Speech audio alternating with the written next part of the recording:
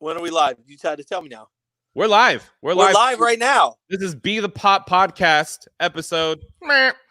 We're talking sports. Be the Pop podcast is David Liu's dream. Be the Pop stands for be the purveyor of positivity in your life, in others' lives, and that's what I do. I try to be positive. And another man who does the same exact thing, whether you're an A's fan or a Giants fan, he loves you. Either way, ladies and gentlemen, you know him. You may not know him. You're gonna. Maybe you don't. Mr. Bob Greene, everyone. Bob Greene, everybody, join the podcast. Thank you, David. Thank you. Now, before we get going with anything, David, the screen behind you, I don't know, man. Oh, man. I don't. It's not. I know. I don't want to start on a negative. Thank you. But some of the details. Man. Oh, you know why? It's because I'm going to put this mouse over here because I was thinking this mouse was controlling this computer, and I'm like, why is this? And you're sitting there. Oh, man. Hold on 1 second. Let's get this loop back. Oh, now I can't hear him. This is not good.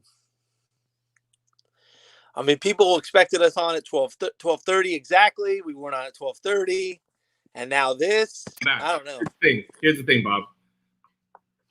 I don't pay for software. I'm on free trials right now. I understand. Again, there are standards. I'm just bringing it up to help you. It's actually, it seems negative, but it's actually positive.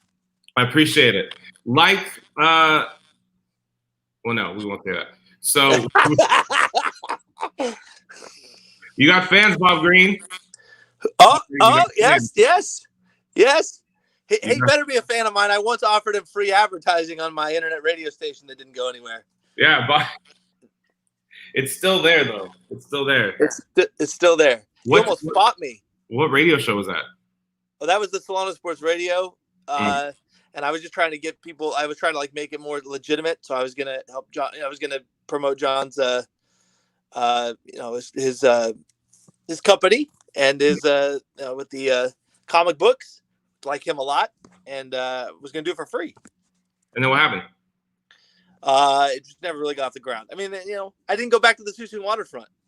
I think what you wanted was John to look at you like this, but instead he looked at you like this and was like, "Nah, I'm good, bro." Yeah, he's probably good. Even the free advertising wasn't worth it, I would imagine. Free is not worth it. I gotta send you info. It's not a whole thing. So we are here today because we are in the middle of a pandemic. Bob, we met in 2002. No. Whoa. 2001. Oh, did we? Right after? In the fall. We weren't as good of friends in the fall semester as we ended up being in the spring semester. And there's a story behind that if we want to talk about that. But we technically met in the fall semester. And remember, you wore you did a presentation in class and you did a bit, but you didn't tell anybody it was a bit. And you wore a pink jacket, and you acted like you were nervous. And you're like, "I'm sorry, I should have worn my sister's jacket today." And no one thought it was funny, but I did because I realized you're doing a bit, and I told you that was hilarious, and you were happy because everyone else thought you were just an awkward guy, and I was like, "No, that's a bit. He's trying to have fun." This guy's gonna be a great comedian one day. This guy's gonna. I for a second I thought it was awkward, and then I go, "No, that's a bit. He's playing us. He's trying to have fun." I was trying to have fun. I still, to this day, don't know whose jacket that was. Yeah, but it was a great move. And it really planted a seed for me that then the next semester when we were in speech and debate class together, or the debate class together, and I thought you were involved with debate more than you were, I wanted you on my team because I wanted to win. You wanted me on your team because you thought we could be friends. Really, you thought I was going to be not as good of friends with you as that guy, Canada, Andrew. But we joined up and you thought this will be cool. But here we are 20 years later. We haven't seen Andrew in decades. He's probably back in Canada. He probably ghosted whoever he's with, I'm sure.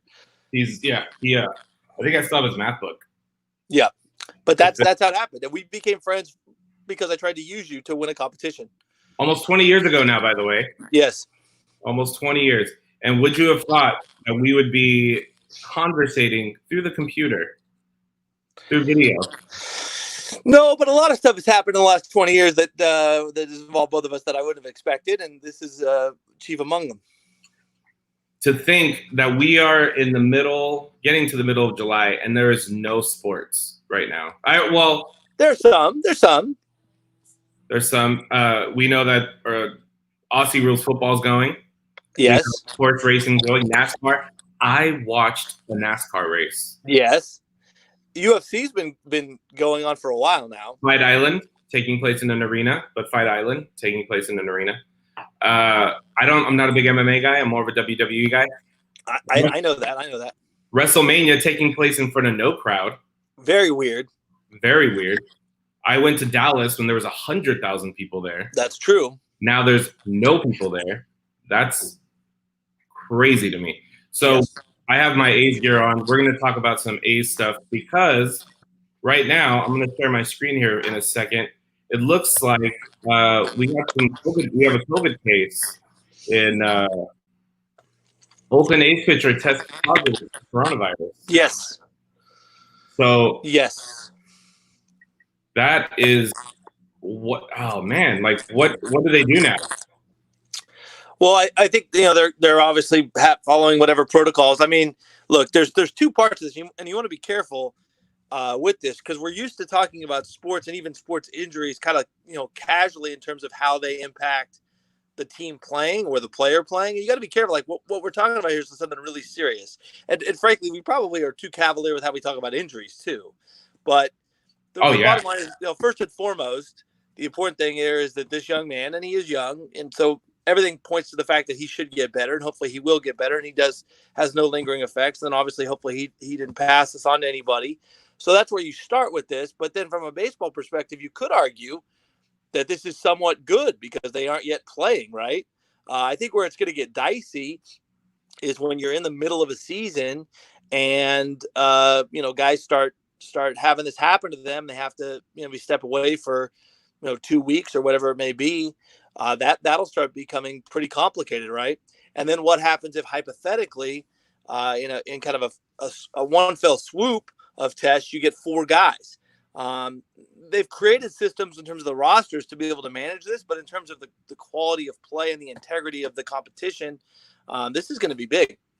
This is a very interesting time. And in the article, it says here that Luzardo says, I'm feeling good, just ready to get going. Once I get too negative, training for it to be soon. So it seems like he's sick. Right? And I think how it works is you need 2 negative tests to be able to come back. Right, so it's 2 negative, the positive. You get to come back. Yay. Yeah. Because let's see, as part of the league's protocol, a player who tests positive must isolate from their team.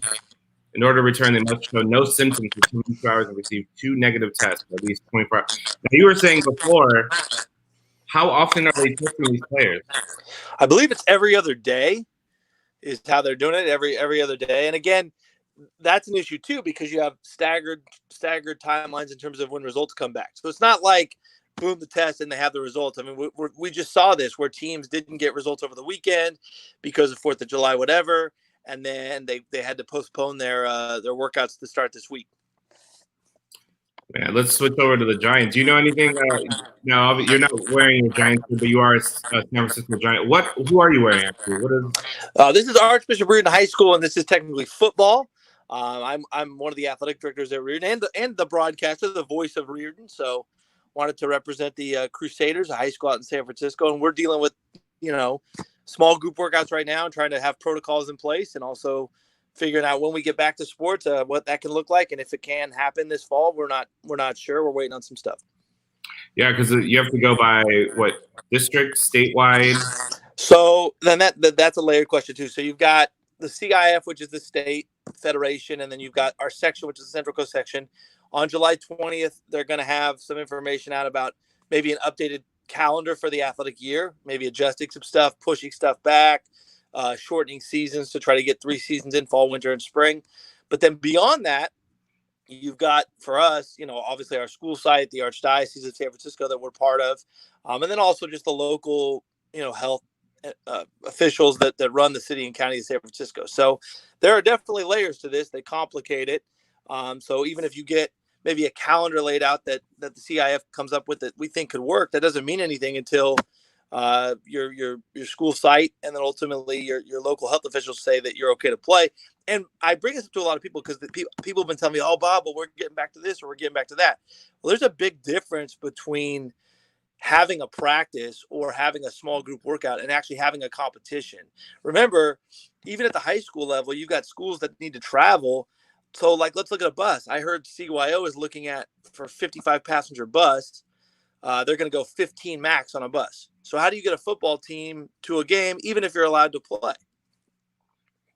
The loopholes in the rules are crazy right now because everyone has Harvard just announced that they're not going to have any, right? They're not the whole Ivy League. Ivy League. What they did was they didn't cancel football, but what they've done is they've pushed everything, including, the start of, like, say, men's and women's basketball to after the first of the year. So by doing that, it doesn't kill fall sports for sure, but it definitely sets it up where it might not happen.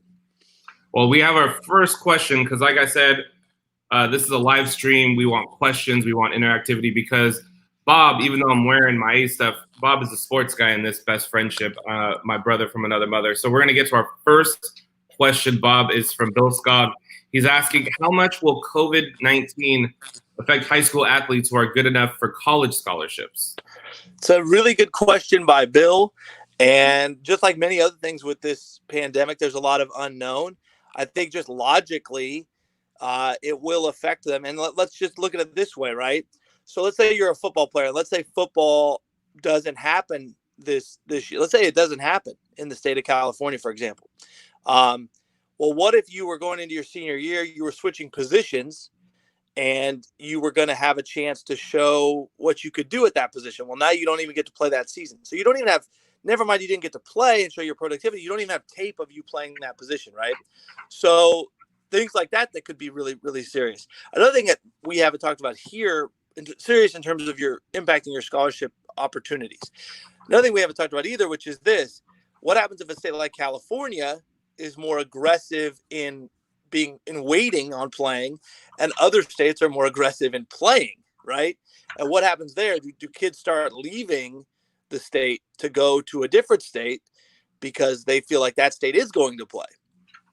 And it's going to be a case-by-case basis with colleges, I'm assuming, like the Pac-12 and the Big Ten, like those conference. The NCAA, can they make a decision that affects all of them? Like, we're all going to play, or do you think? Well, because I don't think that they want to go that route, right? Like, I don't think that they want to go there. I think everybody like to set it up where, hey, like, just because the Ivy League canceled doesn't mean everybody needs to cancel, right? Where it could come into play is like what you saw in the college basketball situation. School conferences started canceling their conference tournaments, right? And then it became apparent that it was going to be a problem to run the NCAA championship, so they shut those down, right? So it's stuff like that. So I think you've got different parts of the country reacting differently. You've got the SEC schools where, I mean, they are basically pushing to try to, from what it sounds like, to go in person so that football can kind of be triggered to happen, right? Whereas the Ivies are going, no, we're going distance learning, and we're pulling out of fall sports altogether. Again, even though they're both Division I college conferences, they're different in terms of maybe their priorities or how they look at things, right? And even let's face it, even their resources in terms of what they put into the sport. Now, Harvard has a lot of resources. I don't want to say they don't. But they don't put the resources into football the way, say, Alabama does. Now I'm looking at other articles. Like, there's a Arizona State professor, and we know who the coach is at Arizona State, the great Herm Edwards. Herm Edwards, yeah. He play to win the game. We play to win the game. So the ASU professor is advocating that they cancel the college football season for more than COVID. So what else is she referring to? Victoria Jackson believes there should be no college, and not just because of the coronavirus, for the risks for players and staff. Jackson, the NCAA 10,000 meter track champion, so she's also an athlete. She competed for ASU, believes the confluence of social rights protests, college athletes' rights issues, and the COVID-19 pandemic are an opportunity to examine football's position. She says we should take the advantage of this moment to think about the place of college football on our campuses and what higher education's relationship with the game should be going forward.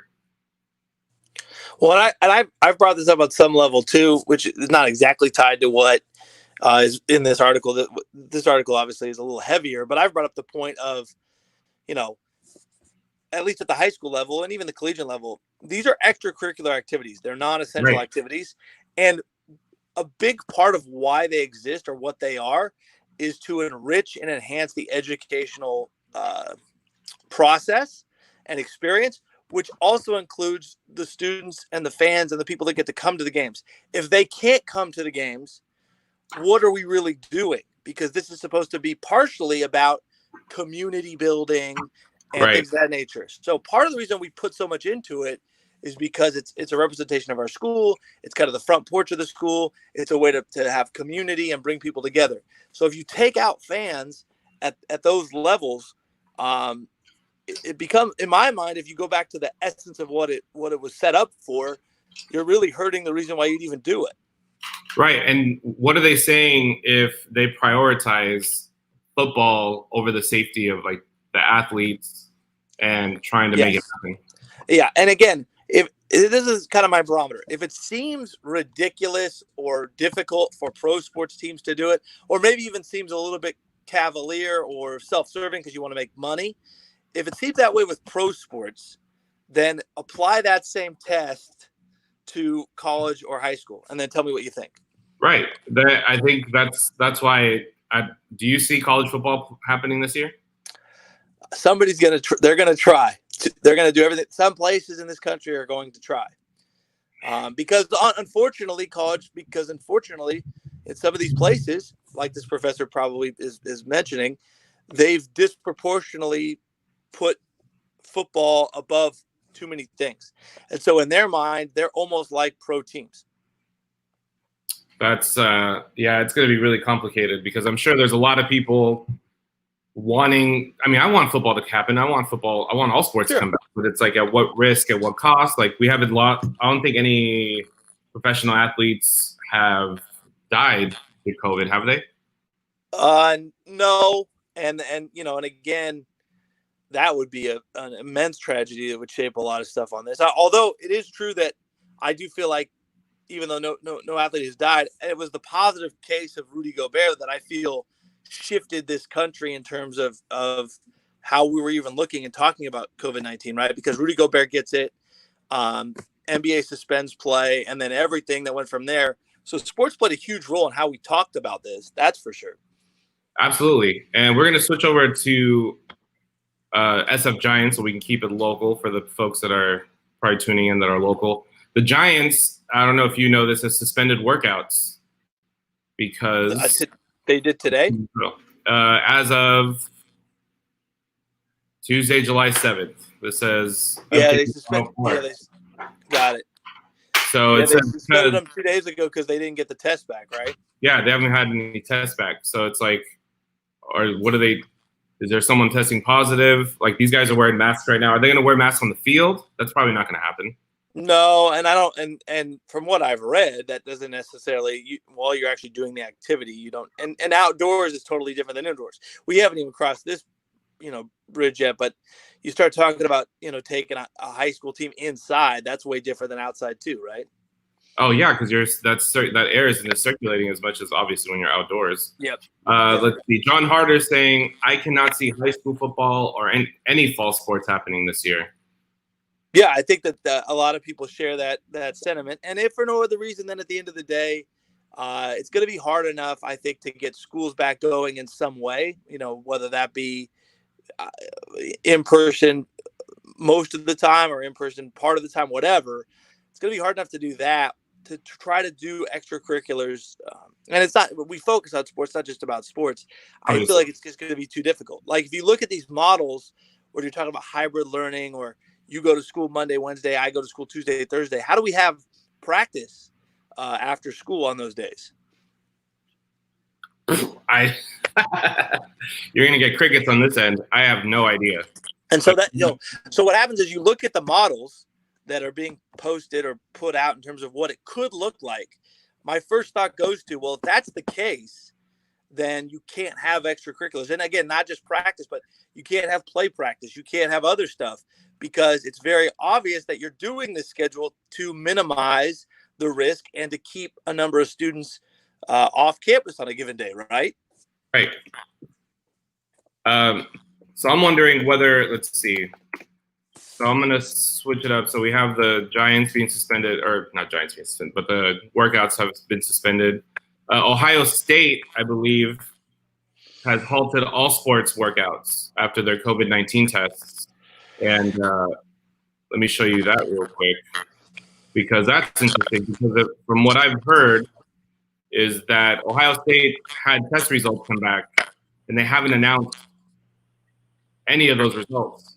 However, they're shutting down the workouts. They shut down the workouts. So the optics of that are saying they probably got quite a bit of. Well, yeah, and that's the thing is that you're seeing that, and you're also seeing stuff like, I mean, Clemson's had a number of positive cases, and the reality is it's going to be out there. And again, if you test, most likely you're going to get some results that you don't really like. That's the nature of this. And at least they are able to test at that level, right? But you go below the major college level, can they test on a regular basis? I don't see how that's possible. Yeah, I don't. Yeah, so you were saying in baseball that they're going to test every other day? I believe so, yes. But I don't think so. It's not every. I don't think every. So, like, I think it's one of those things where you get tested on Monday and my day is Tuesday, right? They stagger it or something like that. But yeah, the idea is every other day you would be up to test. I believe that is the case. Which that's going to be tedious in a process. And it would be different if you did the test and then boom, you had the results, or it was always 24 hours. But as we're seeing, it's not that clean all the time. Sometimes it takes 3 business days. Sometimes it takes 5 business days. Yeah, that's the thing right there. And then Bill Skog chiming in again. Let me bring up. Oh, before I do that, let me show. Brian Alcantara is very excited to see you, Bob, as well. Oh, I love Brian. Yeah, Brian was I had the good fortune of playing on the freshman baseball team with Brian. He was a very, very good player. I was not. So I don't want to even say that we played together. I participated as a member, and he was a player on the team. However, did you not get most inspirational? I did, but that's what happens when you play so hard that you're going to like puke every day. But again, most inspirational, that does not mean you're any good. Let's just be honest. You win most inspirational player, you are not a good player, usually. Almost always. Yeah, I don't think LeBron's winning any inspirational awards. Exactly. Look, I'm not, I came to grips with that a long time ago. I'm okay with it. Well, check this out. John Hart earlier mentioned, since you go way back, you actually had more hair back then, Bob. I did. The hair is going. But I think, too, now here's another question, and this has been brought to me. Could I grow more hair? Yes. But I think it's such an awful look that I'm cutting it on a regular basis. Is it coming back like patchy? Is that what's going on? I just don't like the look. I mean, I don't even like this. I don't like this look either. But again, I'm just making the best of a situation, which is what life is all about. This is what making the best of a situation is wearing a hat. That's how you. No, I have no hate. I have no hate for my look. But see, I'm not negative on my hair situation. See, again, this is a show about positivity. That's right. I'm making the best of my situation 100%. That's number one. And number two, I look at it differently. I admire people with great heads of hair rather than worry about what I don't have. So you keep it positive. Keep it moving. Oh, yeah. So let's see. John Harder also, Bill Skog was saying also the potential for lawsuits seems astronomical. Especially in a state like California, right? Especially. I'm going to bring up lawsuits in this state for very, very trivial things. So you could imagine, yes. And again, the reality is that we haven't even gotten to the place yet where something really bad does happen. Right. Nothing bad happened in sports. Nothing really bad has happened in sports, or certainly like the high schools, right? Right. We haven't had a ton of really, really bad things. At least not that have come our way in terms of news. So what happens when that happens? Oh man, that is, and we're seeing contracts being signed. Patrick Mahomes just signed that huge 10-year deal. Still, the season we don't even know if they're playing. That was a fairly big risk or big gamble on their part, as Yeah, and I think, and you look at that as an interesting thing, because it's like the NFL on one hand is kind of full systems go, we're going to play, but then if you read between the lines, it's like, yeah, they're not. I don't think that they're that committed to believing that they're going to, or that they don't think it'll be easy, because like they're canceling preseason games.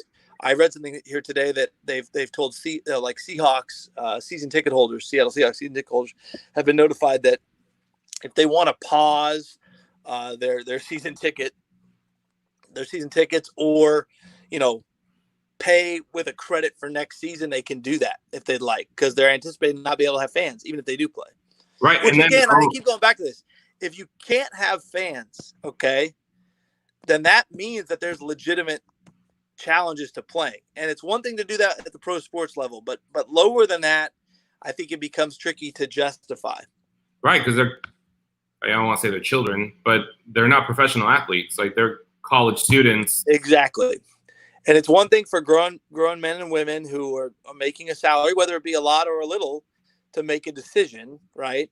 It's a whole nother thing for a kid or a college kid, especially. The colleges actually is where I really worry, because there will be some pressure to play, because what it could mean in the future for me, right? If I play and play well, it could mean something really good for me, right? But, should I actually be doing this? I mean, look, all you need to know about the state of college athletics at the highest level is that when UCLA was going to come back and do football workouts, players came forward to their administration and said basically that they don't trust their coach, Chip Kelly, to have their best interest at heart, and they wanted an outside organization involved in like the protocols and the safety checks and things like that. Wow. And those guys signed up to play for him. Because how much money does sports bring into these colleges? A lot. And how much money does sports bring into like those individual coaches? So, again, that's all you need to know. If I was coaching a team and the team told my bosses, we don't trust Mr. Greene to have our best interest at heart, so if we do this, we would like an outside organization involved with it, because we want to take him out of it because we don't trust him to have our best interest at heart, I would feel awful, and that would speak a lot to my character. Right. Now, to think that you would be the one to give the thumbs up to have your college athletes student athletes go play, and then the worst happens. They get COVID, they have asthma, something worse happens. Or that's what they think of me. They think that of me. They've dealt with me, and their interactions with me have led them to believe, I don't trust him. John Harder just answered my question. I said, how much does football bring into these sports? Billions, David. Billions of dollars. Lots of money. John Harder also says, he'll be shocked if fans are able to attend an NFL game. Speaking of attending games, there is so many. Bob, you can't see the comments, but we have a special guest coming up. He's logged in. Okay. He's a 707 legend. So yes, if it is who I think it is, then yes. He's a legend, and if you want to buy a house, Emmy Green. He can help you with that too. If Emmy Green's phone's busy. But my mom's at a different end of her career, though. We got to get Phil off the ground here. Right. No, and if Emmy Green's phone's busy, I know this guy, Randy Travers, great real estate. However, if his phone's busy, then call. Then definitely just do the Quickens Rocket Loan thing online. But come on. If your Wi-Fi's down and you only have a landline, I would call the one and only Phil Patel to be the one. There he is. I hear voices in my head. They counsel me. Oh, hey, copyright. What's up, you guys? Hey, Phil. Look at that. What's up, Bob? I'm pumping you up. I'm all about your real estate, man. I like all your posts. I watch your videos. I wish I could afford the houses. I'm a big Phil Patel real estate guy. Like I'm sneaky. We haven't really talked about this ever, but I'm a sneaky supporter. Like, I don't share your posts because that would be weird, but I like all of them. My favorite are the ones. Thank you. He starts off portrait, switches to landscape, still portrait. So now I'm looking at this guy like, oh, okay. Oh, look at that fireplace. Look at that fireplace. It was my first time. Yeah, look at that fireplace. So Phil, we have a strong sports background together. We all became friends. We came really close. Kings Lakers playoff game. Yep. And just let's not forget, I won't curse, but Tommy Tucker. Yes, but you can't finish it because then that. Yeah. Well, we were talking before we went on, Phil. Do you remember when every year at this time when NCAA football would come out? Today is the 7-year anniversary of the last game that got released. I always think of you guys. I always think of Phil. Phil, the first time I ever bought one of those, Phil bought it for me and I gave him money. He was working in the mall. And you picked it up. It came over. It was the greatest game. And then we played one year. We played it at David's house. And we had to talk to Phil about calming down because he was getting too hyped up playing. I was hyphy.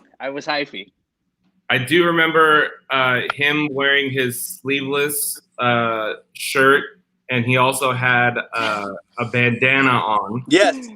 Yeah. And remember, I want you to, for those who didn't play this game, I want you to visualize 3 guys in their early 20s. Okay. And we're in David's house, his parents' house, and it's the middle of the day, and we're playing this video game with these little digital guys running around the field, and Phil would kick the ball off, and then he'd make a tackle in the game, and he made the tackle personally because he would jump up and scream, and it was like, I was like, what's wrong with you? Like, what are you doing? It was not. I felt like I was. Oh, go ahead. I was going to say, I felt like I was, oh man, why am I, any given Sunday when Jamie Foxx was like, you were playing like you were in the game. Like, seriously, I was worried about you. I was like, I thought you were going to like paint your face. I'm like, we're playing a video game. Like, I'm hyped about the game too. Like, this is dope. I'm probably going to invest an inordinate amount of time in this game, but I don't know why you're screaming. My mom also wondered the same thing because I was still living at my mom's house. And then my favorite part was Bob and I were in the room. Phil's like, oh, I'm kind of hungry. And I was like, hey, man, go see what's in the fridge. Don't worry about it. So my mom doesn't hear that part of the conversation. All my mom is this guy who she's never met before. Bandana, sleeveless shirt, a lot of hair, little hair on the not a lot of little peach fuzz, little lion's den. He opens up the fridge like it's his house, and my mom's like, and I was like, Mom, I said it's okay. Pero ni me preguntó. He didn't say hi to me. He didn't know dijo nada, nada más dijo, I am hungry. And my mom still never lets me forget. He came into my house. By the way, that was almost 20 years ago. Like, straight up. My mom has a great memory. My mom's got a great memory. That's crazy. It's hard to believe. It's been like, I was gonna say, I feel like the only person that we're missing is Gerald to go back back in the days for radio Gotham. Feel free to shoot him a text, guys. I don't have his number. If you guys want to send him a text, say, hey, jump on. I might still have it somewhere. I don't know. We should ask some goth girls. Let's get to some questions here. Mike, by the way, John Harder says, Brian, sorry, let's go up. We missed a lot of comments here. Let's go back. John Harder says, if you don't take a pregnancy test, you can't get pregnant. So I think he's talking about the relation to taking these COVID tests. Yeah, the COVID test. If you don't get tested, you can't be positive, right? So we'll talk about it 9 months from now, see what happens. Victor Escobedo wants to know, can you still have baseball dates? You mean like go on a date to a baseball game? Mira, yo no sé. I'm just going through and I'm kicking these. Well, if that's what he means, then sure, you could have like a little date in your house, watch the game. Right, if you're quarantined together. Are we still quarantined? This is the complicated thing. No, it's worse than it was before, but we're still reopening, right? Like the numbers are getting worse, everything's getting, but we're still Could you jump in your kayak? Could you jump in your kayak and go to the game and have a date at the Giants ballpark out there at Oakland Park? Social distance on the cove. That's pretty cool. You could take a kayak to Oakland Coliseum also, and then get jumped. So that would be I was gonna say, Bob Brian Alcantara says that you were the best teammate ever, Bob. So that's a beautiful. Well, I definitely appreciate that. I tried to be a really good teammate. Brian was a terrific teammate, and like I said, a very, very talented player. Hell of a bowler too, by the way. What's that? Hell of a bowler. I bowled with him. I don't doubt it. Hand-eye coordination, strength, athleticism. Brian, very good athlete. Right, and then let's see. John Harder says, Bob would have been a great player if he had more than 1.5 legs. So that's okay. That's true. Hey, so that brings up an interesting point that's worth bringing up. And I have no hate on this. Okay, so I made it on the freshman and JV high school baseball teams, and we know about some of my limitations. So there is that. Like, there weren't a lot of other guys in my situation that were making any high school baseball teams. So if you think of it from that perspective, that's why you're most inspired. I don't see it as a limitation. It's a cute quirk that you got because we walk together. Cute quirk to you, but the reality is when you're trying to compete at a high level, it's a limitation. Yeah, well, you're at Armio, not that high level. So whoa! Fairfield High baseball. Here we go. John Harder says, I think this was in reference to the lot of hair comment. You admire people with beautiful long hair. I do. See, again, as I've grown older and the hair has gone, I've looked at it as, first of all, this is the situation for me. Second of all, I have huge admiration for people with great heads of hair. That's no different than my athletic situation. Like I said, I wasn't that great of an athlete. Brian was a very good athlete, and I admire his abilities. I don't knock myself. And that's that's what we have to focus on. Now, let's real quick. I'm going to show, because he has a beautiful head of hair. We're going to show what John Harder looks like because he has a beautiful goatee. He does. Let's take a look at that. Look at that. Look at that beautiful hair. Look at that goatee. And it was bigger than that. It was bigger than that at one point. No, my man's got legit hair. There's no doubt. I mean, there's no way around it. So obviously, it's someone to be admired. Mike Bencourt also, he says, I could listen to Bob call games all day long. Well, for the record, Mike, David, I told you this when I heard Mike do a set. I go, look, you're one of my best friends, but Mike's my favorite comedian that I know personally. So I remember I told you, I said, I think you're really funny. But Mike, when I became friends with Mike, I was like, I can't believe I'm friends with this guy. He's amazing. And that's what led me down the path of smoking marijuana, Bob. And because there's nothing like having good friends who tell you I like that guy better than you. But that's what I'm all about. Because Chuck Norris. I like Frank, but I like you better. Yeah. Here's the thing. No matter how big I get, who knows if I might have peaked already. But if I get bigger, I will always be able to be taken. I could be living in my 6-bedroom house, living. Oh yeah, you could have an HBO special. You have 2 specials. You could have a your own sitcom, and I would just hit you with Chuck Norris. And I would collapse on site. And we don't have to get into that story. It is actually the worst bombing I've ever had in the history. It was. Phil, I think I've told you the story before. He bombed so bad, it was like his 3rd or 4th time on. Not 3rd or 4th time. No. I've been doing it for a few months. Yeah. I had been doing it a few months. I was big for my britch. I am so thankful that I was able to go through that because I was awful. Well, what happened was that night you started to get confident. So you're like, I'm going to take a shot. I'm going to do some other stuff. And you started to struggle, and that guy was talking a lot. And then you looked at your notes, and you just said the bullet point. I said the punchline. I said the punchline of the joke. I have been looking back. I found an old hard drive with my old stand-up on it, and it is atrocious. We need to put that out.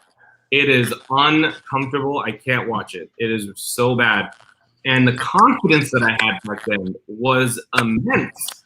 I don't know who was blowing smoke up this focus, but I believed my hype.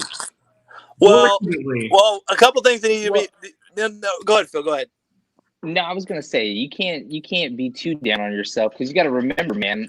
At that time, I mean, look, even me, when you guys were encouraging me to go, that's a hard thing to do, to get up there and go and talk in front of 5 people, 1,000 people, 100 people. And I mean, bro, you were coming out with some good jokes. I know it's hard to try new stuff, so it's tough.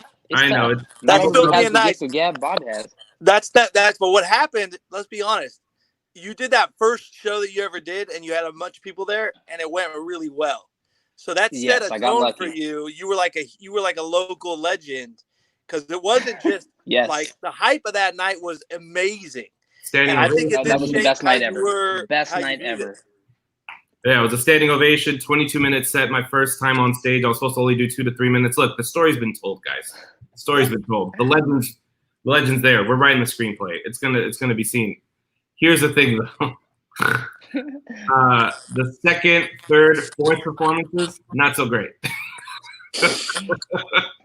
But that was enough in my own head that I was like, you know what? I got this. Man, this crowd sucks. They don't get it. So anyway, I don't know how we got down that path. Mike Betancourt is one of the funniest comics that I've ever been able to hang out with. And I would love for him to come on. So if he's listening right now, I will send him the link. He can jump on. Another huge A's fan. Another great impressionist. I mean, we have 2 impressionists. So Phil went thumbs down for the A's. Wow. Yes. Thumbs down. I mean, come on. So what we're gonna do is just kind of That's like you put me on timeout like they do in Pardon the Interruption. That's I hilarious. know. Mute him or whatever. Yeah. All right, let's get back to some questions because everyone's, I don't know what, I can't see thumbs up. I can't see what we're doing. So hopefully if people are enjoying this, give us a thumbs up, share it, let people know, start a watch party. I guess that's the thing on Facebook. Let's see. Brian Alcantara had a question. Brian Alcantara, what do you think about the cardboard cutout of fans at the MLB stadiums? Now, how many teams are doing this? Do you know? I've only heard of the Giants and the A's. Right. What do you think about that? I think it's $89 to be in the stadium and then $129 to be in foul territory. So here's the thing. I think it's, on one hand, I think it's cool. On the other hand, I think it's like, come on, man, you're charging money for this. But I get it. I mean, you can't just have anybody do it. It's a neat thing. It's going to be a little bit of a creepy thing when you watch it on TV. But I've thought about Brady wants a foul ball like nobody's business. It's all he cares about. We go to these games. He's got the glove. My man is hunting foul balls. He goes to the batting practice before. I mean, he's on a mission. So I thought about getting a cardboard cutout just to see if we could get lucky and get him one.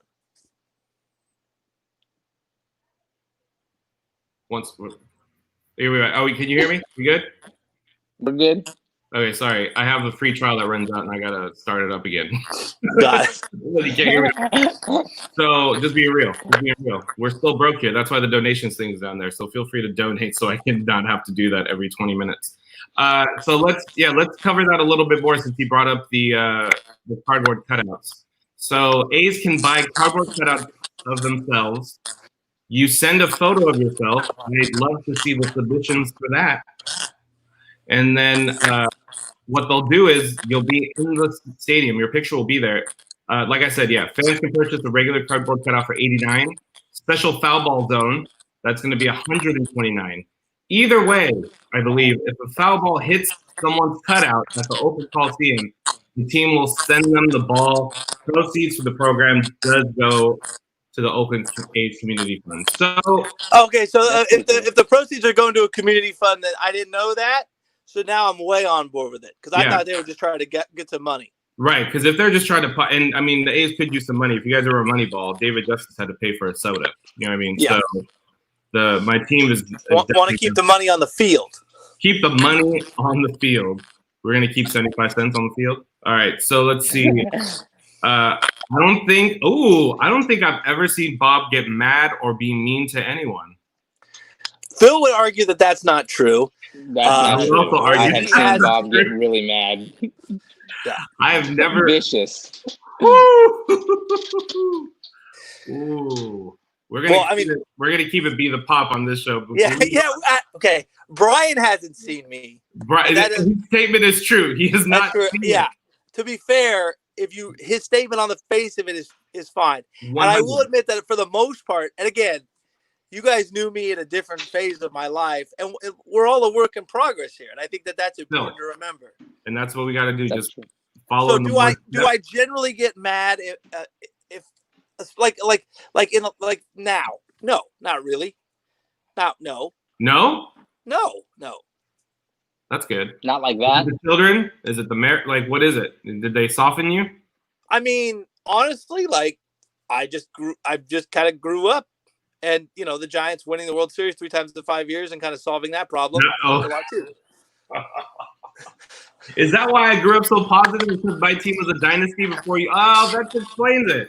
Because in '89 we beat you, and that's where my Sunday position came from.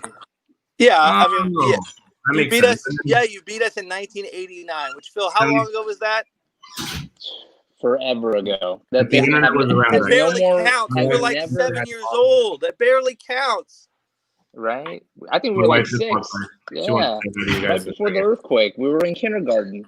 Yeah. I remember. My dad was on the ladder. We had a swimming pool. The swimming pool turned into the Pacific Ocean, and it started going like this. And I'm like, what's going on? My roll started shaking. I'm like, what's going on? Oh, that was no joke. But ultimately, yes. I look, there were back in those days, I might have had some of my own things going on too. Let's just be honest. Brian's loving this right now. Brian is a big fan of this right now. Oh, this is Brenda. This is like watching a men's sport / comedy version of Love Letters. I don't know what that is actually. That's my wonderful mother-in-law. Love her. Shout out to Brenda Caparelli. I think she's my 3rd or 4th mom in line. Thank you, Brenda. I love you. Yeah, I mean, you have a lot of honoraries. Absolutely. Yeah, we have a lot of honoraries. Yeah. Let's see. I don't think I've ever seen Bob get mad. Victor said that confidence was unwarranted, referring to my confidence doing stand-up, I believe. He thought it was part of my performance art, which I thought was, thank you. I do appreciate it. All right. Rez is very excited to know him. I'm assuming he's referring to all of us. He knows us He knows all of us. I'm not sure let's see. Absolutely. Could you send a picture? Okay, here, we're going to pause for Seisha. We don't have any sponsors yet, but if I did, it would be Papalote hot sauce. Have you guys had the Papalote hot sauce yet? Yes, I believe I have. My wife has picked some up, yes. And I mean, we actually had it at your house, Dave. What was that, Phil? Had it at your house. We've had it at your house. Oh yeah, I'll literally. When I go grocery shopping, I mean, it's been since I haven't gone grocery shopping in February or March. But Papalote, I stand in the salsa aisle and I will tell people, I'm like, oh, hey, I know this is kind of weird, but I love this salsa. This salsa is, what is that? That stuff's made in New York City. You don't want that. Check this out. This is Papalote. Have you heard of Papalote? No, I haven't. Oh my God, it's so crazy. I have it pulled up right here. They were actually on the Food Network, and I show them on my phone that they were on the Food Network. Let's take a look at this beautiful company right here, real quick. They were on the Throwdown with Bobby Flay, which they won. They were victorious, and good reason. And your boy David Liu was able to do stand-up on it, actually. And so it was an amazing time back then. Papalote is literally the best salsa I've ever had. You can put it in anything. We have a slow cooker, an Instapot. I put chicken in there, I put pasta, and I dump that salsa in there. It is chef's kiss. So good. Have you guys had chilaquiles before? Have you guys ever had chilaquiles? No. And David, you guys handle that. I'm gonna step away. I gotta get a charger. Hold on 1 second. Go ahead. Get that charger. So chilaquiles is a Mexican dish, very delicious. Brenda says her favorite sons. That right there. I love you, Brenda. I miss you. I miss hugs. I miss your hugs. Let's see. Right? So Papalote, amazing food, amazing salsa. There's a restaurant. They actually have 2 restaurants in San Francisco. That's why it's called La Salsa de San Francisco. And there you go. They're huge Giants fans. That's for you, Phil, because they are from San Francisco. They have the 4 different types of salsas here. You got the original, which is I remember my mother-in-law, we went to Papalote, the restaurant, and we went and watched, I think, Harry Potter and the Cursed Child. She had the salsa. We literally, I have a picture of it that I could probably post up. We did shots of the salsa. That's how good it was. We all clinked a little jar. So delicious. The Serrano Tomatillo, that's what I use for the chilaquiles. Habanero is obviously the spicy one. Chipotle, very good. And I'm telling you guys, this is really good. You got to get it. And you're welcome, Victor. And hopefully that'll make your profile picture a little happier there, you sad man. You look so sad in this picture. So that's our break. That was our sponsor for the show. Our sponsor. The show is brought to you by Papalote Salsa. And Phil Patel Realty. If you are in the 707, you are looking for a home. Phil has a lot of good real estate agents. Sorry. Phil, you said not a good real estate agent? Stop the hating, man. It's ridiculous. I joke. I love him. I love Phil Patel. That's his business. That's how he makes a living. Everyone, go. Do you have a Twitter? What's your do you have a Twitter handle? or can you? We've got it all. We're on Twitter, send it to me in the private Facebook, message. we're on Instagram. Send it to me in the private message. I'll post it. Sure. Do it. So but yeah. Yeah. Do you have any houses right now? Like, what are we looking at? Do you do single family homes, condos? What are we talking about? We're talking all of it, man. Single family homes, condos, commercial, whatever your flavor is, I've got it. So if I need a studio for the Be the Pop podcast, I would do it in your garage. But if I had money, I would look for a commercial property from you. All right, so let's talk more. Let's get your thoughts on the Patrick Mahomes signing, people. For those of you that are living under a wall, they just handed over the keys to the kingdom to our man. $500 million, I believe, over 10 years. Yeah, 10 years.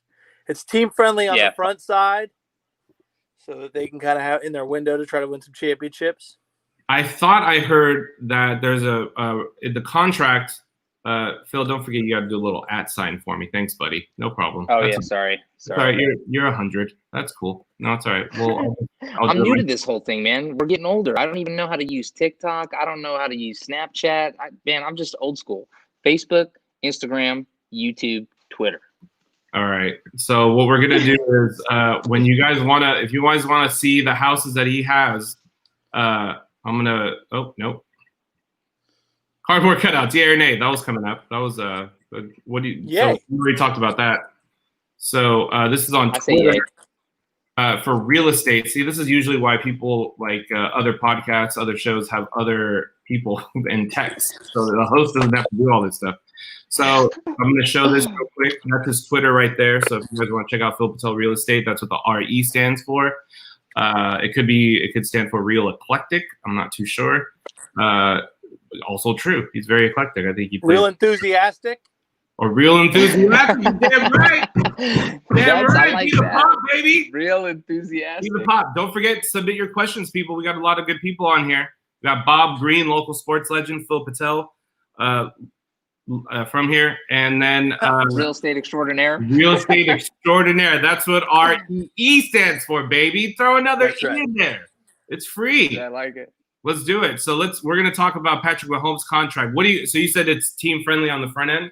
From what I've heard, it's team friendly on the front side, so that they have an opportunity to kind of in their window to win championships, do that.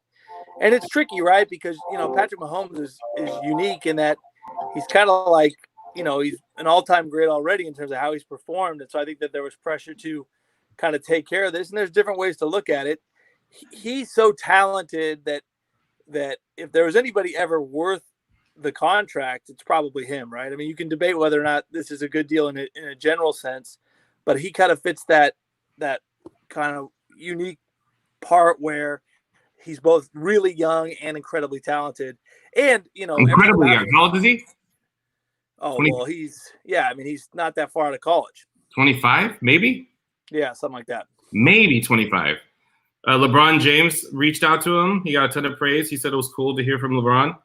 Apparently, there's some stuff that he can't do regarding his contract. So I'm going to see if I can pull it up here. Oh, was that a video? I don't want to see a video right now. Let's not. All right, we'll pass that. Now, there usually are things in your contract that you cannot do. I thought that I read that his contract included that he would always be either the 1, 2, or 3 top paid quarterback every year that he plays. Oh, okay. So let's see. How much money is he going to – right now, this is crazy. His base salary in 2020, $850,000. Wow. That's nutty. After winning a Super Bowl, too. Nutty. No, however, he does it pops up a little bit, people. $24 million next year. But what does that mean? Are we playing? Does he get paid? Is that how much of it's guaranteed? Did they cover that? Well, with these NFL contracts, that's always a big deal. How much of this is actually guaranteed? Right, because these guys get hurt. Let's see, Patrick Mahomes. How much money? And what do you people think of the comments? You guys are any Chiefs fans in here? Probably not. Any Andy Reid fans? I'm an Andy Reid fan guy. I like Andy Reid, sure. I think I he would have looks like liked to have not won his first Super Bowl last year, but whatever. Or I guess What it is, what it is, you know? This year, last season.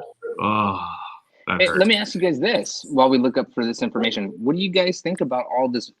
I don't want to say backlash, but the fact that these, athletes are like, yo, you ain't giving us no break. We want our money. Like, pay me. How do you guys think they're going to restructure that or do that? Because, I mean, right, half the season for a lot of the sports, they're done. So how do you prorate their money? Because at the end of the day, they want to get paid. Well, especially because some of the money, like if you look at what happened in baseball, right? A big issue in the negotiation was the owners don't care one bit about the regular season. They don't care at all about the regular season because they wanted the postseason to happen so that they could get their postseason money from television rights. From television rights. So if they could have played a 5-game regular season, they would have. And so you've got these situations where because of TV money, I'm making lots of money as an owner, even without actually having fans in the stands. So that creates another dynamic too. At the end of the day, here's the deal. Usually these things work out this way. You wouldn't have cut me a break, or you didn't cut me a break when I was the vulnerable one, right? So I'm not necessarily going to cut you a break when you're the vulnerable one. I think that's a little bit of this too. Like, look, if I didn't perform, you would have cut me in the NFL. Like if I hadn't performed, you would have cut me and tore up this contract and cut me because it allows you to do that. So I'm not going to help you now that I have the leverage. I think that's more what's going on here. If in fact you do have leverage. Now, one thing real quick, you guys, right? So sports are talking about coming back, right? Baseball's obviously, no stadium or no fans in the stadium. Yeah. But like, how are they going to do this? Like, even if they let people back in, right? Are they going to make everybody sit, every other seat? How do you guys know how they've been trying to incorporate this? Well, that's an interesting point too, Phil. And I think that's going to come up as well. Is you're going to see different parts of the country be more aggressive with allowing people to gather, right? So for example, I believe in Texas, at least before, like around the time that we started opening up hair salons here in California, they were saying you could have 25% capacity at your professional sporting events. So what I think you will see a little bit of is in California, for example, the Giants and A's, you won't see fans. In another part of the country, I think you're going to start to see some fans, possibly, assuming they can even play, right? And then I think, like you say, I think it's just going to be a spatial thing. Like you're right. Like you and I won't sit next to each other. We got to spread out. So weak, man. It's just this whole thing is unreal. It literally has shut everybody down, right? From businesses to the kids in school. I mean, your kids, Bob, especially because they're older to be in school. Sports, the things that we all love and talk about, it's essentially gone, right? I mean, how do they rebound from stuff like this? Do you think that they have an opportunity to do it? Like, they've been talking about basketball playing at the Epcot Center in Florida. Yeah. Just to have that rocking and rolling again. What are you guys' thoughts with that? Well, I think the NBA is in a different place because they're trying to do this bubble. It's super creative, and they're going to try to pull it off. They've probably got the best shot because they are in a bubble. And we'll see, where this all goes. And I think you bring up an interesting point, Phil, which will be you got to get this stuff off the ground to know if you can even do it, right? And so I think before somebody's got to be first, right? Assuming that there's no assuming that we don't get a magic bullet that fixes everything. Somebody's going to have to be first, and we'll go from there. But I think it's interesting because baseball and basketball are not the same. Baseball, you're going to be traveling, albeit they've cut the travel way down because of the way they set the schedules, but you're still going to be traveling to different cities. Whereas in the NBA, you're going to live in this bubble to finish out the season. And now we haven't even gotten into this, but what about down the line? Like what I think one of basketball's biggest things is I think they're worried about no fans in the stands at the beginning of next season. And so I think I'll be curious to see where that heads. Yeah. And also, the MLS started back up again, and they have no crowds. And they had a whole team pull out though. They had a whole team were not doing it. What team was that? Do you remember what team that was? Was it the Dallas team, Dallas FC or something like that? Let's see. MLS team pulls out, and then you see here what I put up: Baltimore, which is obviously in the state of Maryland. they're saying that they can have up to 14,000 people in the stadium. So I don't know what their capacity is. Usually these stadiums are. Oh, we got some breaking news, people. You want to break some news here? Sure. Nashville, the MLS team out of Nashville, follows Dallas. Also pulls out of the MLS tournament. Okay. So that's 2 teams, and this is the MLS, people. And I think and that's kind of thing. And on the baseball level, you're going to see players do this. You're already seeing it. And so I guess the question becomes, what happens when so many guys start pulling out that it really impacts the integrity of the competition? And, like the Dodgers, David Price did it. And you think about it, if you're David Price, you've already made a bunch of money in baseball. You're going to make a handful of starts as a starting pitcher in a 60-game season. And you've made enough money as it is. It's not worth the risk to you. So you just say, I'm not doing it. Let's see if what happened, and we haven't even gotten to this. What happens with this? What happens when the Giants start 5-15 and they're completely out of it? They're buried already, and there's 40 games left. Are we going to see guys go, now I'm out? Right. Why are they just going to be like, look, we have no shot. Why am I here putting my life on the line, getting my family sick, my grandparents sick?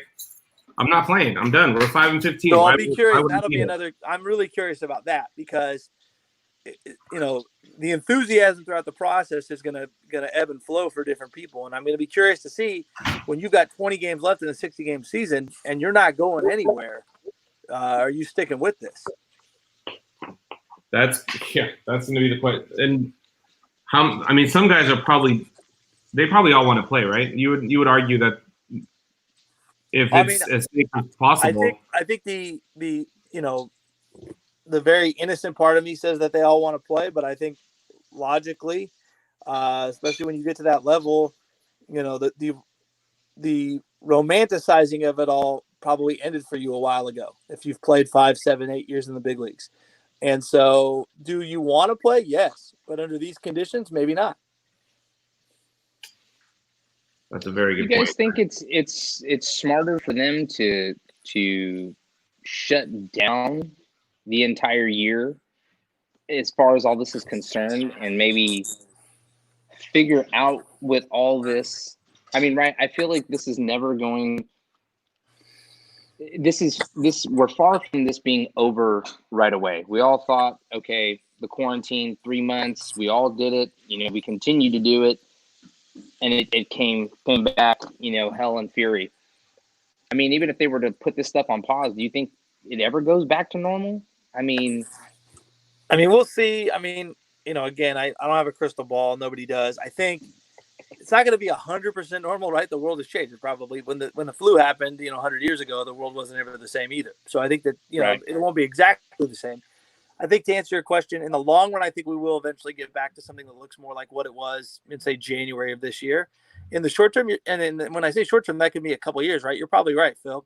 And so what you're talking about is maybe taking a longer view approach and go, let's shut down, let's play the long game, let's really get this squared away. The problem is that we don't have enough information. So it's like, I think there's a little bit of like, hey, well, we've got almost endless resources, so let's put them to the test and let's see if we can put something together. I don't begrudge either approach because I think both are based on some sort of trying to do what they think is best or can be done. But yeah, you're right. I think at some point you got to ask yourself the question, if something is so different than it was when I liked it, is it still what I liked because it's the same sport? Right. I think the hard part I have with all of it is you guys know this, is home field advantage. Being your crowd, heck yeah. Regardless of, right?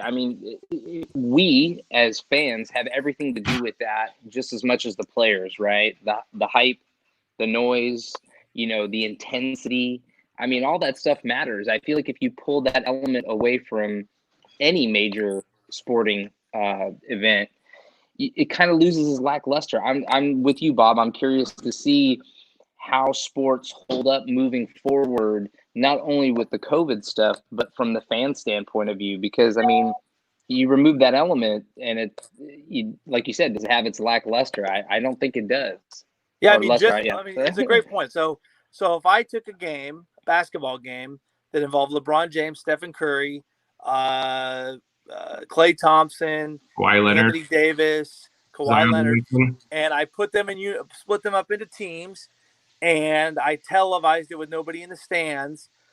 It is the conglomerate of best talent in the world at that sport at that time playing the game. But is that actually something that you're intrigued by? I don't know. It almost kind of feels like, right? I almost feel like this, and maybe I'm wrong for thinking this way, but probably it almost feels like right. I was gonna say it almost feels like an all-star event, right? Right. Let's be honest. I don't watch the Pro Bowl. I'm not intense into it. I care less about the NBA All-Star Game. I think it's cool that all these athletes are training their bodies to get to these points, but like, right? You don't put anything. There's no emphasis on those games. So I almost feel. Right. I feel like it's going to end up being something similar to that. And I guess we're going to have to find that out. And on the NBA side, especially, you bring up the home field advantage or the home field advantage in basketball, but home court advantage. That's a huge element of, say, the playoffs, right? So what is the advantage of being the number 1 seed other than playing the 8th seed in the first round? Because all the games are in this bubble. And so I think you're right, and I think you're onto something, Phil, with that. And I think it'll be interesting to see how it goes because again, like I said, just watching the best players at a given sport play the sport, we know that alone is not enough to keep our interest. We know that. Right. Well, man. Hey, you guys, I got to get rocking and rolling. I just want to say thank you guys so much for having me on. Dave, always a pleasure. Bob, I miss you. I got to get ready to do some real estate stuff. So if you guys are interested in buying or selling, let's go buy. Let's go make it happen. Real estate. At Phil Patel, real enthusiastic, my man. Real enthusiastic. Good to see you, Phil. And just remember, the P is for presidential. Thank you. That's okay. Phil, thank you, Phil Patel. Thank you, buddy. All right. I did send an invite out to Mike Betancourt. We're gonna land this plane here in a little bit. How long are we staying on? Because I mean, we're past the hour mark now. I was gonna say another 10 minutes probably. Just wrap it up and then call it a day. But do you see NBA teams pulling out of the tournament the way the MLS teams are? No. I don't think you're gonna see that. Just because, different dynamic and everything else. But I will say this, again, on a player's perspective, I do think it matters. At some point, it's like we're not going anywhere. And I also will say this, the bubble in the NBA is different because it's a bubble. And let's say you don't make the playoffs. It's only 8 games. You're only playing an 8 regular season games scheduled to finish out. So let's say you don't even make postseason. And you're in that group on the back end of things that doesn't get in. So there's light at the end of the tunnel. And so the number of teams that are going to be playing that have no chance is very small. And even if you get to a point where you're mathematically eliminated, if you will, it's okay because you only maybe have 2 or 3 games left. In the case of the MLB, it's not going to be like that. You're going to have situations where you're going to be well out of it, or have a pretty good idea that you're out of it with plenty of baseball left to play. And maybe even, a few cities you got to go hit up and travel to. How's that going to work? How is that going to work? Because I think, are they still doing some of the 14-day quarantining going into New York? I remember that was not too long ago. Oh, yeah. Well, and that's the other funny thing about this. It seems like some of these professional sports leagues have been able to be exempt from some of these things, right? So it's kind of funny that you mentioned that. So, like, it seems like, rules and regulations that would apply to the average citizen don't seem to be applying when it comes to some of this stuff. Exactly. And that's the crazy part is the rules are not flip-flopping necessarily, but they're like. No, but they're not. I mean, but again, we're not even sure exactly. I mean, you might be breaking some of your city and county, rules and you don't even know it because we're not even sure what they are day to day. It feels like. Oh, absolutely not. They change every day. Every day the rules are changing. Masks on. People are getting kicked out of Costco's. I mean, it is chaos. Like I'm so thankful that I'm still here. The doctor gave me 6 months last May. That's right. And did not anticipate that this was going to be I was going to. No, yeah, I know. I was going to say, I mean, it's been great because you and I had that kind of that heart-to-heart conversation in my car, where it was kind of like, here's where this is. And so, at the time, shout out to Ike Sandwiches, by the way. What? Shout out to Ike Sandwiches. Shout out to Ike Sandwiches. We went and got Ike Sandwiches. I remember having this kind of heart-to-heart talk. And so on the one hand, this is broken as well as it could have possibly broken for you. Let's just be honest. Right. On the other side of this, it's like, darn, this is tough. This is what I'm saying. I get to see our future turn into Mad Max Fury Road. I was so excited for Back to the Future 2. I know. Jaws 19. Ninja Turtles 3. Ghostbusters 3. Oh, Ghostbusters 3. Not finally happening. We have a special guest, our sponsor, Papalote Salsa himself. And arguably one of my best friends. Bob Greene. Absolutely. You guys are in this circle of people that I would take a bullet for. I would take a bullet for anyone. Don't say that. Look at this guy. Oh, man. Hey, Victor! What's up, dude? Oh, shoot, I haven't come and call. I'm a busy man. Hey, dude, that was so funny. You guys were talking about the cardboard cutouts at the stadium. Yeah. And I was like, what if I sent in a picture of me holding a jar of salsa? I'm like, what if I just sent a jar of salsa? So I'm like, I asked a question. Hey, could I send in a picture of Papalote Salsa to those people? Next thing you know, I'm sponsoring your whole season. That's awesome. And you ran with it, and you're doing a whole ad. I'm like, oh shit. I'm like, literally, as you were doing that, I was like, I thought that was a pretty good commercial. I thought that was a pretty good commercial. I'm not gonna lie. Commercial? That was like infomercial. Yeah, I was short of posting links because that's how much I love your salsa. We've gained 2 viewers since you've made it on the television. Yes. So Victor, how involved are you in sports? Obviously, big football fan, big soccer guy. I love not watching sports. How do you feel good without it? Is that your hot take? I just don't have time. I'm too passionate. I'm too passionate about everything I do, right? And during COVID and with the restaurant and all that, I've become very superstitious. Nobody knows this. But I love you. I'm gonna give you an exclusive. I'm gonna give you a Victor Escobedo exclusive. Okay. Okay. And as I'm saying that, I'm thinking about doing it, but I'm gonna go ahead and say it. I wore the same shirt for February and March of this year, Monday through Friday. I wore the same shirt. And I would even wear it like 2 or 3 days in a row or wash it whenever I could. But there was a shirt that I'm like, man, if I don't wear this shirt, everything's gonna fail. So, with the business and all that, and with COVID and trying to keep my staff healthy and all that, it was such a weird thing that I started really looking at numbers. Like whenever it was like 111, I still do it. Whenever I look at my phone and I capture I see that there's time. Yeah. Let me see.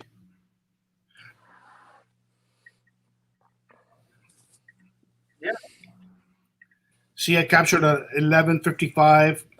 So wearing the same shirt for 2 months, or capturing numbers, really looking at numbers. Watching it, you watch it. That's why if I did sports, and I play the lottery too. I buy $1 of La Loteria.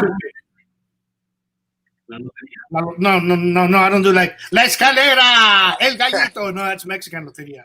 No, you know what I'm talking about, David? La Loteria. Loteria, yeah. Corazón. You don't know what I'm talking about. Anyway, yeah. Is my connection really bad? No, I wasn't. Now I lost Bob. Oh, you lost me? Uh-oh. There it goes. I'm telling you guys super intimate secrets about my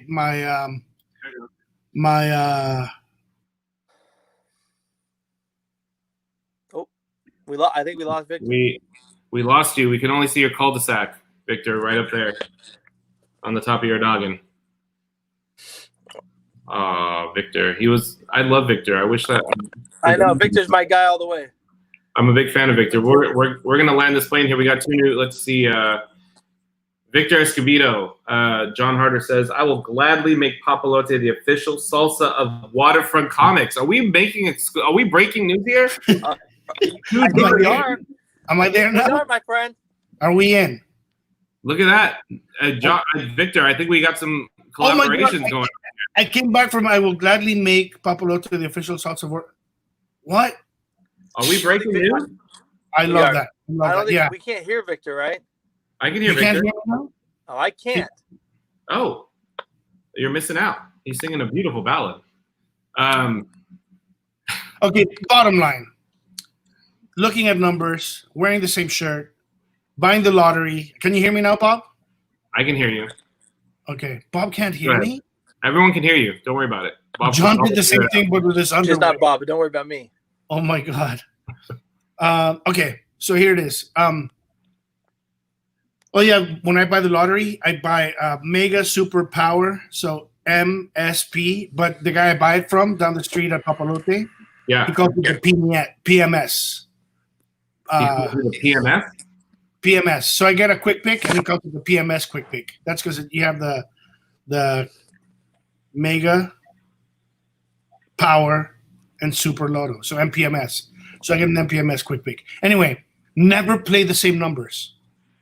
I just get quick picks. Because what happens is if you have a number that you play all the time and you forget to buy it 1 week and they win, then you'll commit suicide. I mean, wouldn't you? What would you do if you've been like buying the same ticket for the past 5 years and then you forget to buy it 1 week and that 1 week your number comes up? Your number came up, man. What do you do? So anyway, I worry about those things. So now you just quick pick. I'm worrying about all these players, all these coaches, all these teams, all these I couldn't do it, and I'm just fascinated by the way you guys can remember names and teams and coaches and all that. I'm like, how do they know all that? And I have a theory that you guys fall asleep watching ESPN or something. Watching what? ESPN. I mean, because I think my brother used to do that. He'll just fall asleep watching ESPN, and you're learning all these names and all these buzzwords and all these important names and everything. So everyone else can. I don't know. I couldn't do that. I couldn't follow sports and remember names and facts and stats and colors and But do you have a favorite team? There's no teams you root for? Next year I'm going to root for the Redskins and for I'm only kidding because they won't be around. Hola. Oh my gosh. Oh my gosh. Check the private chat, Bob. Check the private chat. So let's look at another comment that we got here. Barbara Aragon, one of my favorite people, one of the smartest, and I just love talking to her. I wish we talked more. She's actually the mother of David Aragon, Victor. Oh, really? Yeah. Barbara Aragon. She's a fantastic woman. I don't know if I've ever met her. I met her at church, actually, and I taught. Really? She taught at Armio for, I believe, she just retired. So what did she teach? She taught for a very long time. But English or Spanish or languages? I think she taught math. Let me see. Barbara says Papalote Tacos, haven't been there in a long time, or even San Francisco area. Wow. When David took me there, the burrito was out of this world delicious. Barbara, you could not have described a burrito. Barbara, God bless you. Better. God bless you. Absolutely. Victor, what happened the last time I'll let you tell people. What happened the last time that I sat with you before quarantine? I took a bite into that burrito, and with everything going on in my life, what happened? You started crying. I started what? You started crying. You were crying. I'm waiting for you to expound on that. But yeah, I started crying. I was looking at you, and because we're sitting it was a Papalote at Fulton, 1777 Fulton, and also the location is 3409 24th Street. But we were at the Fulton location, and I was just sitting right next to you, and that was weird, man, because you were just eating, and then you started tearing up, and I was like, just like Mama used to make, right? That's all I remember. And yeah, that was a moment, right? It took me back, taking a bite into that burrito, it took me back to a time in my life where I was carefree. Yeah. I was living day to day. I had this dream of doing stand-up. You interviewed me in that weird area where cameras go at Papalote, one of the worst interviews I've ever. No, that was a great interview. I still have it. I saw it the other day. No, come on. Do you want to? We can end on that. Let's find that video. Let's see if I can play it on here. Yeah, it's in the spotlight. In the spotlight, and yeah, that burrito. I mean, I have so many memories attached with your food because I take my family there for weeks. I mean, for months. I would take comedians there, and oh man, it just. I have a Zoom coming up. Okay. No problem. How does my background look? Well, I was gonna see if you wanted to see the. Let's see if it works. Okay, so this is the first spotlight. Where's Bob? Let's see. I'm back. Hi. I love that. Can you hear it? Yeah. Yo estoy sudando como la puerca. ¿Por qué será eso? David, what's going on here? What's next for the David Lou experience? Whose experience is it? Is it our experience? What did you get from yourself? What's the David Lou experience?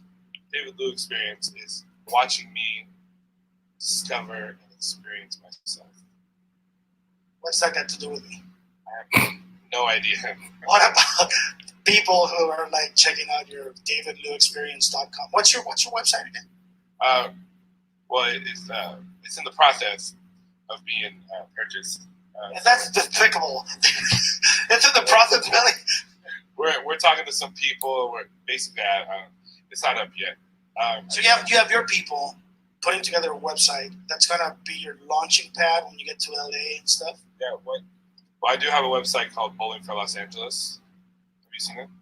Okay, so let's talk about comedy for a little bit, and then we'll do your Olympic your events. No, okay, so Bowling for Los Angeles.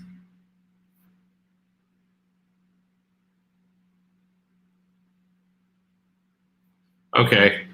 All right. That. Okay.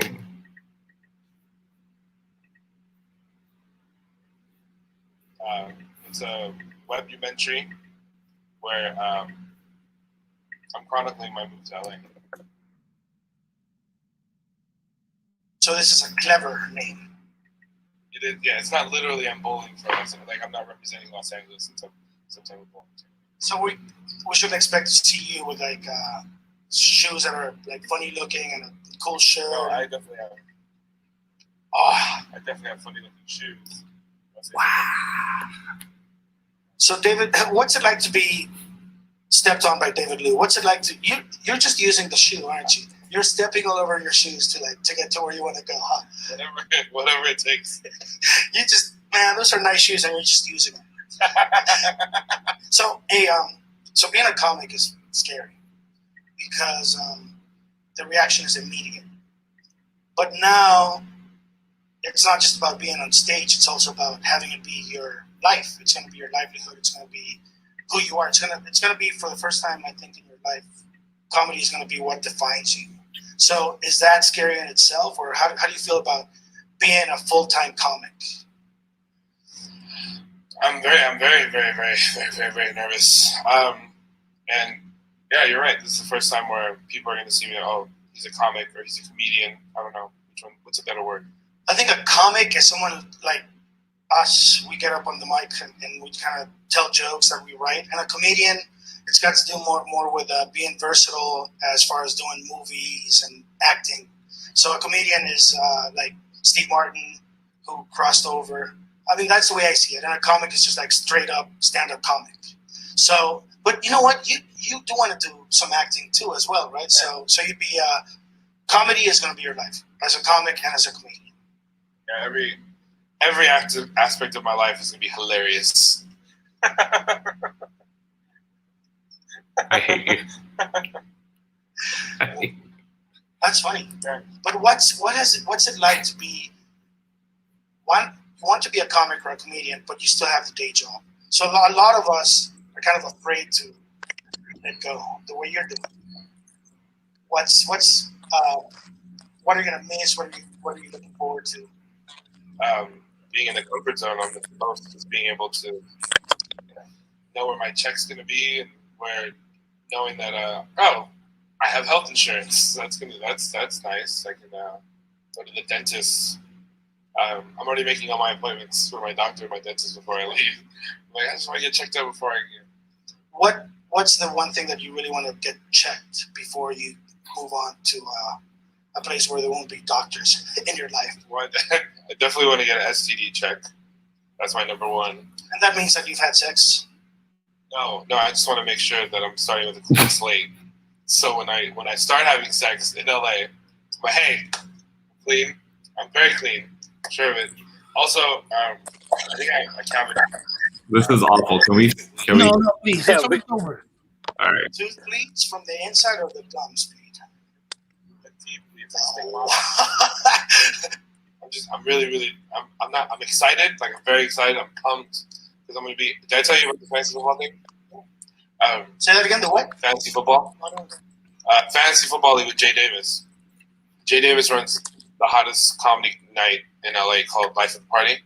Chappelle's there, Dane Cook's there, George Lopez, Gabriel Iglesias, like everybody drops in. It's true. And I met him.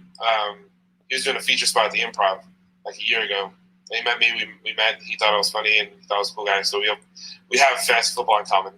And I talked to him yesterday, and he's excited about me moving down, and he's going to help me get stage time at the Laugh Factory or whatever. But more importantly, he wants to start a fantasy football league in LA. So me and him are going to start a fantasy football league in LA with other comics. And supposedly one of the other comics is his best friend of 13 years, Dane Cook, that wants to do fantasy football. So I'm going to be... This supposedly goes to... Supposedly he's friends with him, or supposedly they've been friends for 13 years? Oh, well, 13 years. I don't know. It's on film that they're best friends. So he was like, hey, I've been best friends with this guy for 13 years. Hey, Dave! Hey! That guy, hey! I love that guy. Okay, so they're friends. So this is the network that we're talking about. You're like hooked up already. You've sort of paid your dues here. You think you've been disciplined about knowing what to say when you get up in front of the mic, as far as riffing, material, and all that. You're ready for that, or do you need a good-looking interview? Tweaking on that. I think I've within the last 2 months I've learned a lot about riff, like when to riff, when not to riff. I still have ADD when I'm on stage, so I'm easily distracted. But I've learned to get through my material a little faster. I'm more concise. I've trimmed the fat of What about ADD? We hear you have ADD. Yeah. Not EDD. ADD. When I'm on stage, I'm very, I'm on a road and I'm telling a joke, but as soon as something happens, intersections will pop up in my mind, and it's like, do I go this way, do I go that way, do I stick on the road, and then I'll go this way, and sometimes it'll be funny, and I have to get back up on the intersection, on the highway, and then something else will happen, and so, I have to make sure that I'm focused on the road. I've heard you say that you have ADD. Do you want to talk to us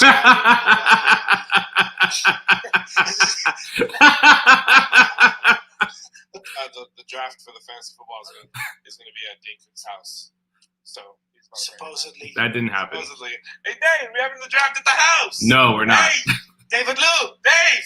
Still doesn't know who I am. Dave from. Nope. All right, bro. Okay. Oh my! Oh! He's moving to LA to devote his life to stand-up comedy. And here we are. Oh, I've seen that interview. That was beautiful. It was beautiful to relive that. Yeah. That's a good question. They are out there, and they don't know it yet, but they're going to pay me to be funny. I can't wait. I hope you get there. Oh, man. If you can. I don't want to cry, bro. Don't do that. Oh, what? That was 12 years, almost 11 years ago? I don't know, man. We were different people back then. Yeah. You were still hilarious. Do you remember how much time I spent on my sideburns, Bob? Do you remember that? You really put a lot of work into the sideburns. That's a fact. Man, That was no joke, and I could not stop chewing that gum. What is my problem? Let's land this plane, people. And I am so thankful that we were able to end this with two of my favorite people, Victor Escobedo, papalotesalsa.com. So now I'm sponsoring you and John. And John, yeah. So we need salsa to put back here. If I can have salsa. Absolutely. As of right now, though, we are currently sponsored by. No, not it. Hold on.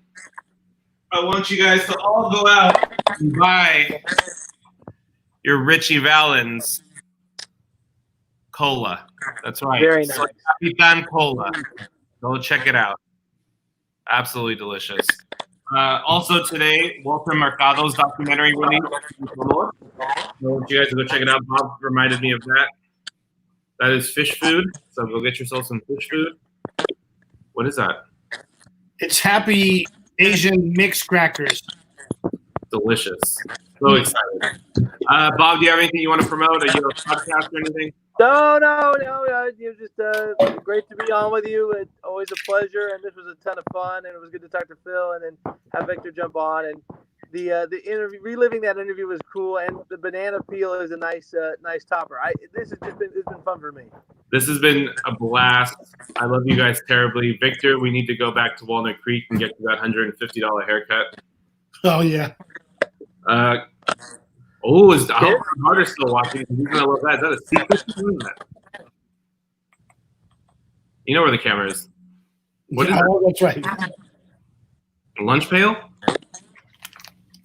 Oh, CD case. Hey! That you're talking about an artifact right there. Let's go, Boomers! Boomers in the house! All right, guys. Thank you so much. Right. Love you, David. Broadcast. I love you guys. David. We'll do this again. This was Be the Pop Podcast. Let's go, Boomers! This week we were talking sports. Stay tuned. We're going to be talking politics with Brian Stores, possibly Bill Scott, and California separating from the union. That's something to talk about. So I love you guys. He's taking selfies like boomers do with a camera. And I love it. So remember, guys, be the pop. Be the purveyor of positivity. Learn the rules like a professional so you can break them like an artist. We love you guys. And be good.